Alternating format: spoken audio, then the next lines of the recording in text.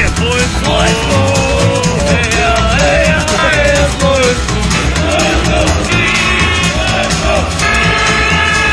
Najväčší bavič je, dá sa povedať asi Zdeno Štrba, ktorý mal vždycky tak ako keby na háku, hej, čiže s ním vždycky sranda, no a vždycky má nejakú vovačku, nejakú tú hlášku, ktorú použije.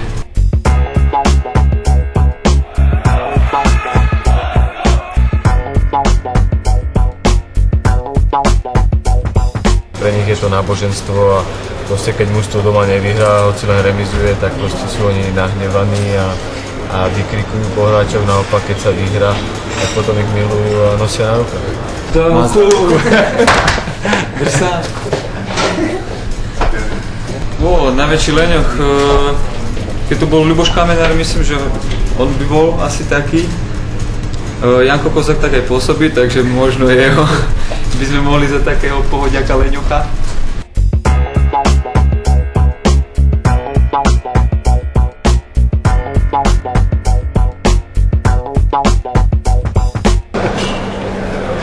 Ešte, že to nerieši človek, tam malá potreba nehrozí, lebo ten hráč stráca tekutiny počas zápasu, takže to nie, a to sa mi ešte nestane, chvála Bohu.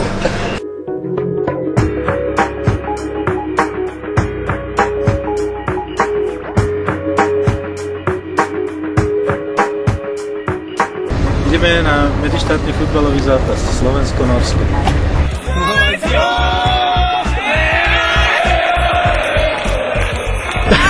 Sme strašne šťastní, že je tam dobrá atmosféra na zápase.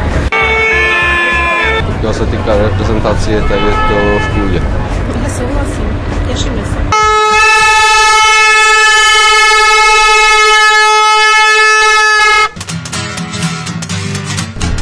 Tak v podstate stále, keď idem na ihrisko, sa preženám, zohnem sa k trávniku, to je rituál už dlhé roky a odkedy sa nemôže nosiť prsteň na zápase, tak stále ho mám uložený na mieste, v podstate, o ktorom viem snáď len ja a nebol som nejak vážne zranený, takže snáď mi to pomáha.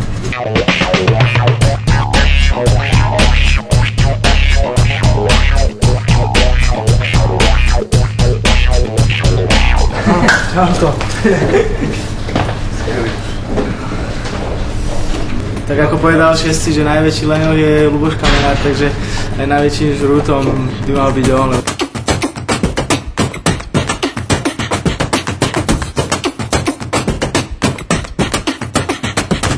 Pravda, že tam chodí na červenú a jak som hrával Manise 2 roky, tak tam som chodil, ale tu v Istanbule sa nedovolím, no v Istanbule nechodím na červenú. Tam to je také viac ešte, sa dá povedať, také európske, a v tej Manise to bolo také viac fakt to Turecko. To ja si myslím, že keď sa človek naučí šoférovať Turecku, tak už zvládne všetko.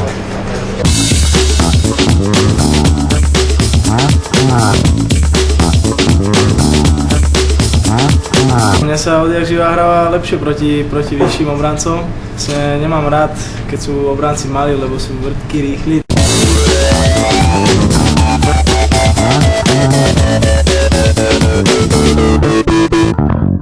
Marek je úplne v pohode, ako normálny chalan, takže my ho všetci rešpektujeme, vlastne vieme, že je vynikajúci futbalista a vlastne už dosiahol veľa vecí a proste je našim kapitánom teraz, má len 22 rokov, čiže to je také, pre neho také veľké plus, ale ako som povedal, každý ho rešpektuje a vieme, čo je v ňom.